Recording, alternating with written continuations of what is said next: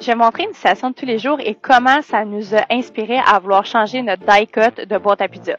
Un die-cut, en passant, c'est la forme de coupe de la boîte ou les lignes de pli que l'imprimeur se sert pour faire nos boîtes à pizza.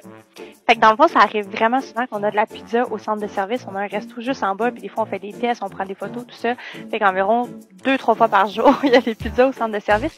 Puis je sais pas pourquoi on n'a pas d'assiette. Je sais pas pourquoi on n'a jamais acheté d'assiette. Mais je vais vous montrer ce qu'on fait quand on veut manger de la pizza.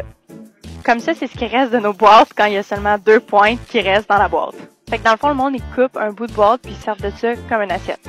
Donc, il y a 1 an, on a fait des tests avec notre imprimeur, des nouveaux die-cuts pour faire des mini-assiettes. En même les boîtes à pizza qu'on avait juste à pousser et ça faisait une assiette pour une pointe. On se disait, c'est vraiment innovateur, c'est le fun. Je vais vous montrer les die-cuts, ça ressemble à quoi.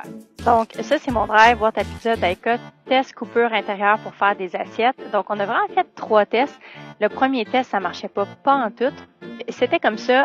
Le deuxième test qu'on a fait, honnêtement, je me rappelle même plus à quoi on pensait, mais c'était des pointes comme ça pour aller chercher des pointes plus longues, parce que le test 1, les pointes n'étaient pas assez longues.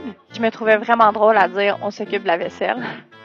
Mais encore une fois, dans le test 2, les assiettes n'étaient pas assez longues versus la longueur de la pointe. Donc là, dans le test 3, on a vraiment misé sur avoir des plus longues assiettes. Je vous montre ce que ça a donné. Ça donnait ça, des pointes beaucoup plus longues.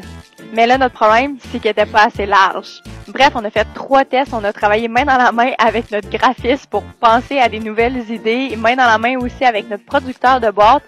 Finalement, après plusieurs mois d'essais, de back and forth, ça n'a pas été concluant. On n'a jamais été capable de sortir ces nouvelles boîtes à pizza-là, malheureusement.